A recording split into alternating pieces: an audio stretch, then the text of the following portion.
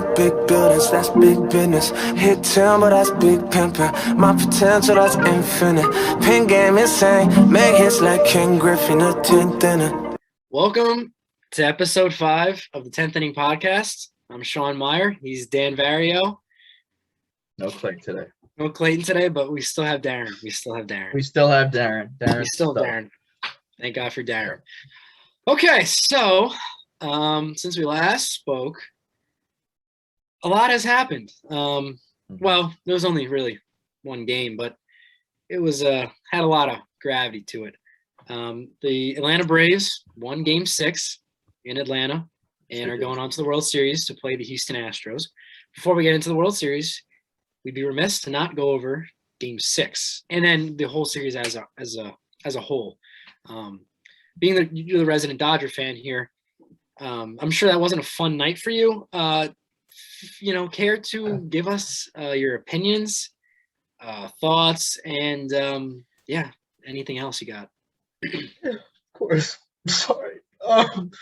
So I had predicted the Braves would end up pulling out the series because they had home field advantage, and coming back from 3-1 2 years in a row, I mean, that's a feat. And the Dodgers could do it, but frankly, as I've said many times, the team I've been watching this playoffs were not the Dodgers. The Dodgers have. When I say Dodgers, it holds a special meaning in my heart. There's certain players that I talk about, and I feel like if you're a Dodgers fan, you know what I mean. But if you're not, it's kind of maybe a little bit confusing. But Scherzer, like I said, I promised you Scherzer wouldn't be starting. I thought it would be Corey Knebel. It happened to be Walker Buehler on 3 days rest. Yeah.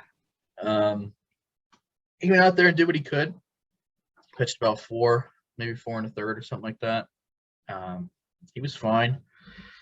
There's a couple just big stories of the day. But it's just, it's repetitive at this point. It's what the series was. Eddie Rosario stays hot. Gets another 3-run homer and a 2-strike count. He has a lot of hits at 2-strike counts too. Yeah, so, absolutely. Very impressive. I just wanna jump in here. Yep. Do you know who Eddie Rosario was traded for? From the Cleveland Indians to the Red Sox, or the Braves? No. Pablo Sandoval, who then was released the next day. He was essentially traded for nothing. Nothing. And he's carrying the Braves to the World Series. So it was a quote-unquote salary dump for the Indians, who I thought they signed for cheap at $8 million. A salary dump for the Indians was a 1-year deal, $8 million. 1 year. So they probably dumped $4 million? Probably. Because they already had him for half a year. Yeah, I mean, that's unbelievable. I can't even imagine that. Yeah. I mean, at the time, Pablo Sandoval was a big clubhouse guy for the Braves. I know they had the panda hat every time someone hit a home run. But come on. No. Eddie Rosario for – oh, God. Sorry, I just had to – I saw that the other day. I looked into the trade because I was curious, and you talking about Eddie Rosario made me bring that up. Yeah. I'm sorry to cut you off. No, you're fine. But yeah, like I was saying, just a couple of just repetitive things. Eddie Rosario stays hot. He hits a 3-run bomb, ends up being the difference in the game. Dodgers have to use a bunch of pitchers that, shouldn't be used in certain spots. Story of the series. And then we finally get it going. We get some Dodgers that get on base. I'll even pull up the inning just to be able to give you a play-by-play. They bring in Luke Jackson again, which is odd. I'm surprised Snitker even did it because we have been crushing righties. We're a lefty-dominant lineup. We always have been, regardless of what year. Most of our big power hitters or just good hitters are lefty. Even with Muncy out, it hurts that a little bit. We've been crushing righties. So he brings in Luke Jackson, and I'll backtrack again. One of the big reasons the Braves won this series is they're one of the most left-handed dominant bullpens. Yeah. Will Smith is their closer. It's not a lot of lefty closers. Tyler Matzik is their basically setup man, not a lot of lefty setup men. And then they have who else? They have a couple other lefties in the bullpen as well, including a long reliever in who's the guy who lost just the most consecutive games ever, even though he was decent. Oh, because they have him. I can't think of his name, but I know what happened to him. Decent pitcher in his day. I'll put the name down here. Anyway. But they have a lot of lefties, which has kind of neutralized the Dodgers offense. But they bring in Luke Jackson. And Taylor doubles, Chrissy T. That's a Dodger. Cody Of course. walks. Cody walks. He does his thing. That's a Dodger. By the way, earlier Unsung hero right there. unsung hero. He's the hero. Early in the game, we're talking 2-strike count. He goes little ground ball the other way to beat the shift. Oh God, we almost titled this podcast "Beat the Shift." We did. I couldn't tell you how much I love that. That was sick. Anyway, again, I keep getting distracted. Back to this inning. They have a mound visit, but they can't take the guy out because now it's a 3-batter minimum. AJ comes up, gets into a deep count. That was a tough at bat by AJ. Just bloops went over the third baseman for a double. You know what I mean? Chris scores. Now it's second and third. No out. We got a shot. We're scoring at least one run here. We should tie it up because it's 4-2. We should 100% tie this game. It's just the breath of fresh air is hit. I had it down and out. I'm excited. They bring in Tyler Matzik, who's been good. Yeah. Here's where the problem therein lied. Other than Eddie Rosario and them having lefties, who do we bring to the plate? Albert Pujols. Steven Souza Jr. Yeah. Those are the next two batters. Albert Previous Pujols years, that might have been Kike Hernandez or Jock Peterson. 100%. Yeah. That's a different game. That's a different at bat. All Pujols needs to do is put the ball in play. Ground out. They're giving up a run in a 4-2 game. Fly out. Chrissy T scoring. Cody scored from third. No matter where you hit the ball. Pujols is a professional hitter. I had faith in the at bat that he could just get a ball in the air, but they pitched him down, and he's old and he can't bend, so he can only hit the ball up. So he strikes out. He's 40 freaking. No one knows how old he is. Probably 45. Yeah. I mean, like, he's been doing this since he was like 19. He can't in game 6 elimination game be in that situation. That can't be our best option there. It cannot. You can't win a World Series if that's who you have. And with one out, okay, at least maybe Steven Souza at least flies out or something. No one's thinking he's going to get a hit. Maybe the guy flies out. We at least get a run. Steven Souza just strikes out. Those can't be the two hitters you bring up to the plate in that situation. They can't even be on the team. They can't be on the roster if you're going to win. Yeah. And then Mookie Betts comes up. You think maybe he slaps a single and, all is good. But he ends up striking out as well. Matzik's going nutty. And that's good for Matzik. But you can't score 0 runs, second and third, no out. You have to be able to put the ball in play. And we just we didn't have the bench bats, which was the problem that I highlighted prior to the season. Yeah. You cannot win like that. You need to be deep in the NL. You just need to be deep with bats. And it's hard to think that Max Muncy's healthy, they don't win this series. I mean, that's a bat right there that you can't replace. And then Justin Turner gets injured. We're also missing Turner and Muncy, which is absolutely huge. Effectively, you're missing 2 Turners, Trey Turner and Justin Turner, because Trey Turner just wasn't there. He didn't show up. Just wasn't there. That was a turning injuries happen. That's the thing. You can't say we would have won with Muncy. I mean, you can and Turner, but injuries happen. You have to account for injuries. That's why. Look at the Braves. They lost bench players that are studs. Yeah. That's why you have Duvall really wasn't a starter last year, but that's why you have bench players that are studs. Yeah. That's why you have Keek, Chris Taylor, and Jock Peterson off the bench because injuries happen. It's very aggravating. I got to be honest with you. Until that final out was recorded, I did not believe the Braves were going to win that game or that series. Yeah. Atlanta sports, they have their, history. Yep. But also the fact is the Dodgers, even though their team is, vastly different than past years, they're still the Dodgers. They're still a powerhouse. They've made the playoffs for how many years in a row? I mean, they're defending champions, for goodness sake. But props to the Braves. Props to Freddie Freeman. He's been there. I remember he was the best player on those Braves teams that lost like 90 games like a few years in a row. Yeah. And he stuck it out through the rebuilds, and now look what they got. Also, Brian Snitker, I just found this out, has been a manager like within the Braves organization since I think the 1980s, the late 80s. It was like started out as a manager, like single A, worked his way up. So props to him for going through the trials and tribulations of being in the minor leagues and now being the manager of a National League pennant winning team that is 4 wins away from a World Series. That's just the kind of stuff you love to see. Yeah. I didn't realize that, to be honest. Also, his son, I believe, is the hitting coach for the Houston Astros. So a little family, competition going on here. Not a position I want to be in. Hitting Yeah. coach for the Houston Astros. What does he Yeah. do? He just brings a can to the game every day. Well, allegedly. But yeah, there's a lot of interesting storylines. But to just kind of tie up the whole Dodgers season, they are going to have a lot of free agents and a lot of decisions to make this offseason. I still think they're going to next year as a favorite to win the division. Obviously, there's a lot of moves off in the future. The Giants, I don't think will be as good next year. Obviously, the Padres to worry about, but they have just from the outside looking in, probably one of the most I don't know how to say important off seasons they've had in recent memory.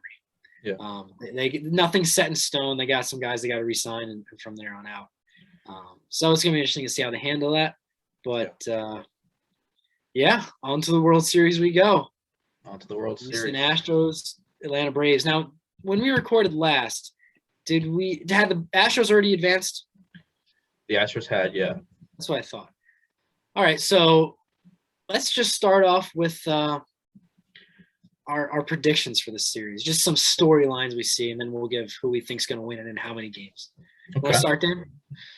Sure. Okay. So some storylines. First off, I think Yordan's going to continue his dominance. If the Astros win, I see him winning World Series MVP, finally getting some respect on his name. Not that he doesn't have respect, but like the kind of top player that he is, kind of respect. Yeah. If the Braves win, I see Ozzy Albies going nutty. I see him going a little nutty this series. I think Riley cools off, but Ozzy really goes crazy. I do think the Braves win this series. I think it's in 7. I think it's going to be like the Dodgers Astros World Series of 2017, which if you're a baseball fan, no matter what team you're rooting for, one of the greatest World Series of all time, back and forth. 7 games of just pure heart attack. Yeah, Yeah. 100%. I think it's going to be like that. I really do. I think these teams are evenly matched in odd ways. I think the Astros are a better team, but the Braves are feeling something right now, man. And I'm kind of excited. I'm excited to see how this plays out. Yeah. But the other thing with the Braves, you want to say the Astros have experience, which they absolutely do. I believe their infield, or a bunch of players on the team, I think it's the infield, has played 67 games in the postseason together, and they're 4 off from the Yankees of the 90s and 2000s, which would tie the record and then break it if the series was more than 4 games. But the Braves they're not exactly a super young team. They had guys who've been around for a while. So they've seen a lot. They've been through a lot, the ups and downs.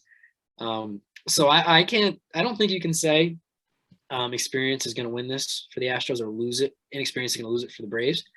Braves were a game away last year. Yeah, they were. They really were.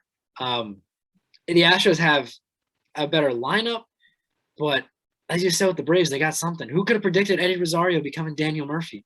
I mean, who could have predicted, as soon as Acuna goes down, they get hot. It's one of those things where, logic may tell you to go to the Astros, but your heart's telling you to go to the Braves, Mm-hmm. It's interesting. And, the Astros starting pitching was not great in the first 3 or 4 games. I think 3 games of that Red Sox series, but boy, they pulled it together in the end. Yeah, they did. The Braves starting pitching, their pitching's been good. The Braves starting pitching, I mean, relief starters, they've been good. So it's going to be a good series. I know that, I saw something on Twitter that the ratings aren't going to be great because, Houston and Atlanta, people don't want to watch the Astros, but I'm not really buying that. I don't buy that. I think if you're a baseball fan or even a mild sports fan, you got to be watching these games. Yeah. It's going to be, intense. It's going to be a lot. I don't know. A lot of offense, a lot of pitching. We shall see, but it's going to be a really good series. So who do you got there? I heard you talk about heart and mind. Well, I'm going to go with my mind and pick the Astros. Right. I think it's going to be 7 games, though. I think it's going to be a very close series. I think it's going to be one pitch. One play is going to make the difference. I think Freddie Freeman's going to go off. I also think Carlos Correa is going to go off.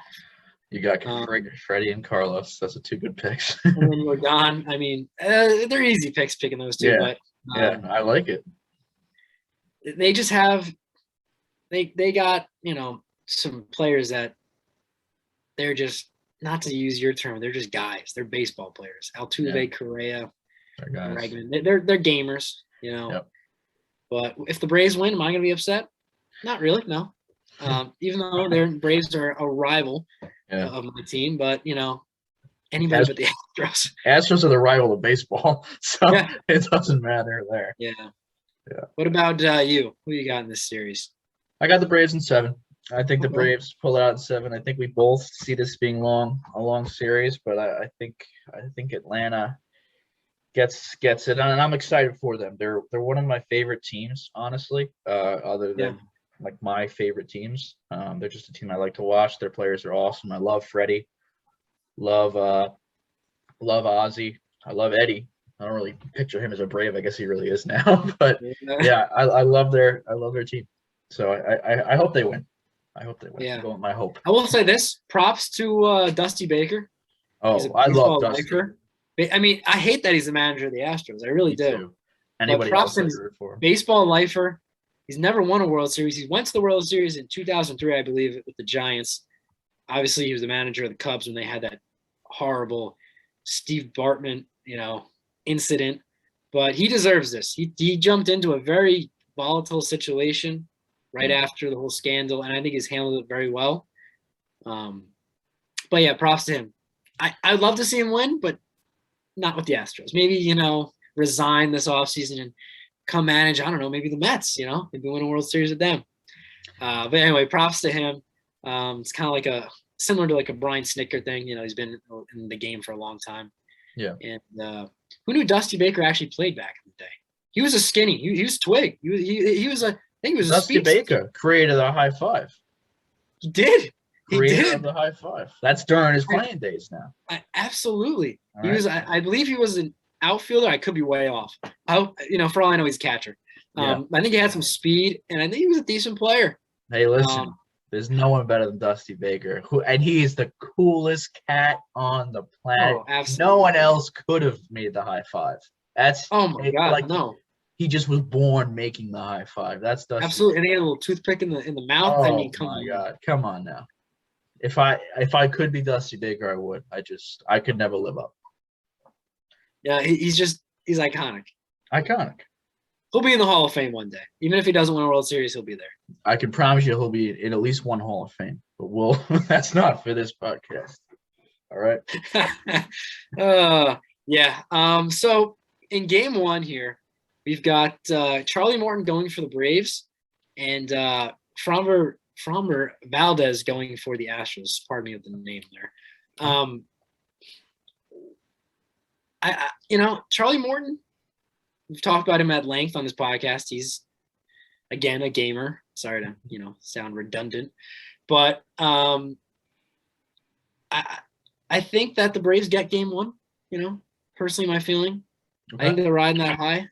I think Morton's going to drop some dirty 12-6 curves all over Minute Maid Park, or whatever it's called now.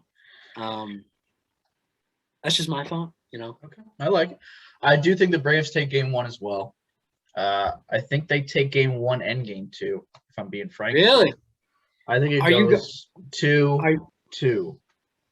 Are you going with the whole way it went with the Nationals? It was Nationals won 2 games on the road, and the Astros won 3 on the road, and the Nationals won the next 2 on the road. You going with a strictly road victory series? I'm not going road victory. I think it's 2 Braves, 2 Astros, 1 Brave, 1 Astro, 1 Brave. That's what I got. I got 2-2, 1-1-1. Okay. All right. Now, do we want to go ahead and become a psychic and pick our heroes of the series? Just predict people? Go for it.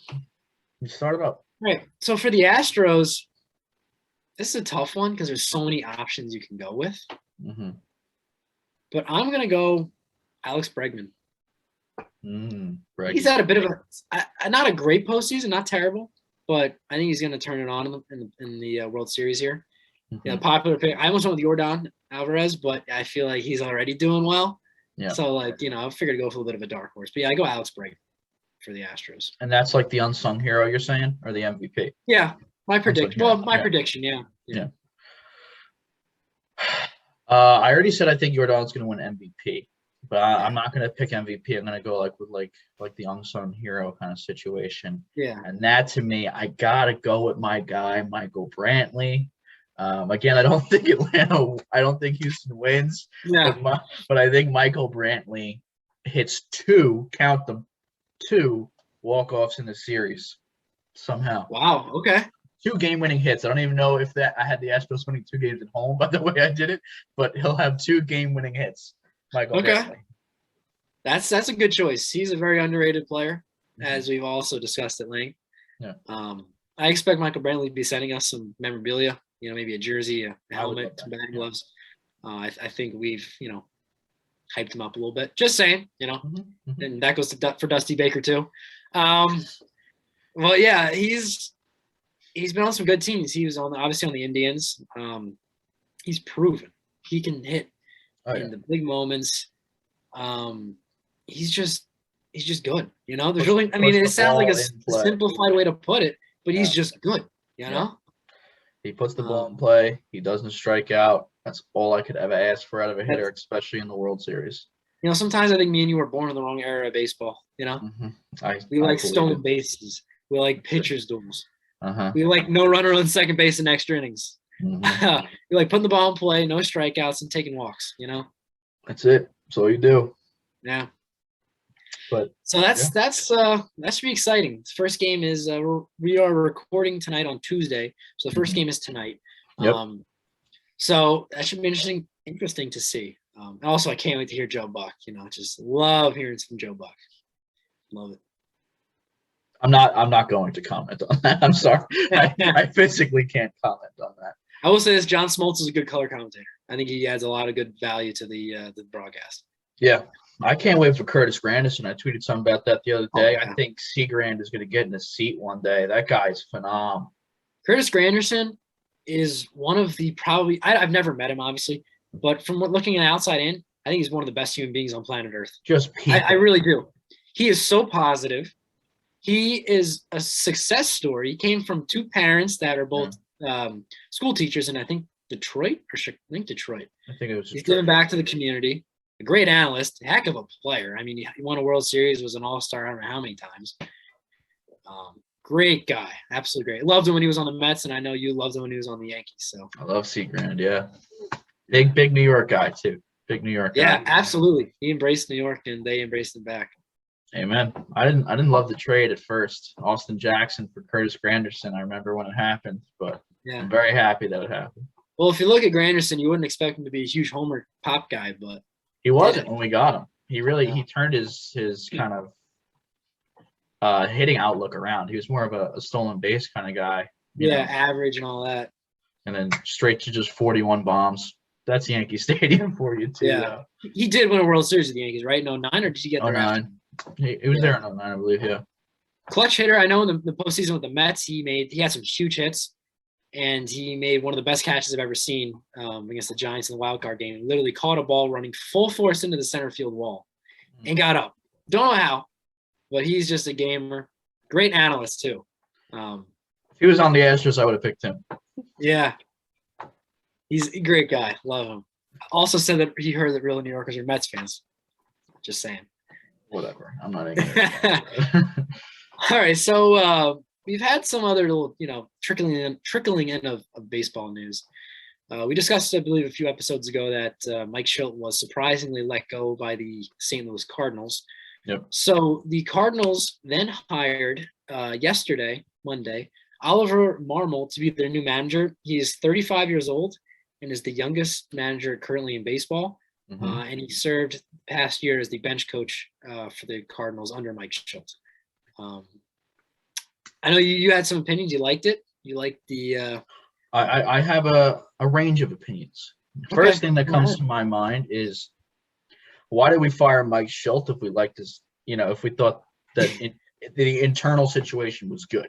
Normally, if you're firing someone in a winning season, you don't we're going to switch up. The internal situation is good. This is someone who's brought up basically under Mike Shildt now. So that part I don't get. Regardless of that, ignoring that, I love bringing up someone from your own organization. No one knows you better than yourself. I love that he's the youngest manager. I think I think everything. This is I'm not getting political here. Everything needs to get younger. Okay, no matter what side you're on. Just leadership needs to be younger. People are just too. Other than Dusty, 106. I'm fine with it. Other than that, it needs to get younger. You can't have just who's out in Chicago right now. I can't think of Tony La Russa. No, you can't. I mean, you just can't. I'm sorry. I think the players played in spite him. I mean, what did he get mad at? What's his name for hitting a home run on a 3-0 pitch? Yeah, I can't think of his name right now. It wasn't Tim, was it? Was it Yerman? No, it was Yerman Mercedes. Yeah. But anyway, 35 ain't that young, by the way. If you're at 35, you're a baseball lifer still. I don't know anything about this guy's background, but I'm excited for him. He sounds like he's also a person of color, probably. So that's pretty cool to see another. Yeah, he is. To see a Spanish guy get in there, which I think is big, especially baseball is like 60%, Hispanic dominated. So I think that's going to become more and more important just for connecting and communicating with players. So I think that's an awesome sign. I'm excited for that. And he's been with the staff since 2017 too. Yeah, that's awesome. Obviously he knows the players, knows what makes them tick. Mm-hmm. And maybe the reason Schilt got fired was he just didn't mesh well with the players. That's why Joe Girardi got fired how many years ago for the Yankees. Yeah. So maybe that's what it is. But I agree, it's a little interesting that they fire him, but his bench coach gets promoted. Mm-hmm. But hey, congratulations to him. That's one of the more storied franchises in all of sports. Second most World Series in baseball. Yep. Their fans are legit, and wish him good luck. I also saw some news that the San Diego Padres are obviously looking for a new manager, and they recently interviewed ex-Mets manager Luis Rojas. Obviously, there's that's this time of year where people are getting interviewed. I'm sure we'll hear other names come out. But Luis Rojas, I think he was a decent manager. I think that the situation with the Mets just didn't work out that well for him. He had a lot of issues to deal with Francisco Lindor doing things and Javi Baez doing things.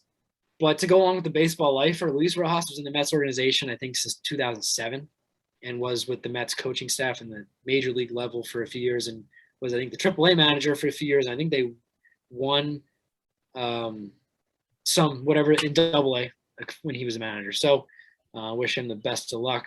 And the Padres, that's an interesting situation to be going into. It's a lot of talent, a lot of personalities with Manny Machado, and maybe Tatis too, a bit of a headbutting going on there a couple occasions. Yeah. But that's a team that drastically underperformed. So that's going to be if you go into that position, you're expected to win. So yeah, that's going to be I want to deep dive on that in a later video once the World Series is over. What the expectations you think are going to be for that team, because it's kind of interesting. It's like some people might feel a certain way. It's like, I don't know, that maybe they just don't have it, and some people might be like, no, like that's a wasted season. They need to win the division. Like it could be two different very schools of thought. Yeah. Best time of year for baseball fans. I keep saying it, but it's true. Just think about 2 weeks from now or so, this season will be over and we'll be missing baseball. So enjoy it while we got it. If you're an Astros fan, fuck you. Sorry, that was something deep rooted in there. That was involved. That's coming from the heart of a Yankee fan that had lost many times, and the Dodgers lost many times at the hands of the Astros. Yeah. So please forgive him. Yeah. I got nothing else to say. I don't know about you, Dan. No, I will be watching some of the games. I'll be going out to South Bend, Indiana. I'm going to Notre Dame this weekend to watch the Notre Dame UNC game. So I might end up doing a podcast out there with one of my other friends who loves baseball, Ezekiel Wigatow. Very smart baseball mind as well. So a little preview. We might have our first guest host, if that's okay with you, Sean. That is perfectly fine. Yeah. Hey, the more the merrier. So you look forward to that next time. Me, Sean, and Zeke giving you some info. He, by the way, is a big Astros fan, which is another reason I think it'd be cool to have him on. I actually didn't know that. Isn't he from Long Island? He's from Long Island. He used to be a Tigers fan. He is Justin Verlander lifer, like me with Kershaw. Same with Verlander. So Verlander's last stop has been Houston, so he has been a huge Houston Astros fan. So Oh boy. it'll be an interesting perspective yeah. compared to mine. We'll have some good back and forth, I'm sure. You'll Absolutely. have to be a mediary. I look forward to it. As always, follow us on Instagram at _10th inning down below. Also follow us on or subscribe and like our videos on YouTube at the 10th Inning Podcast. We really appreciate you guys checking it out. This is this is a big job, a big joy for us. We love baseball.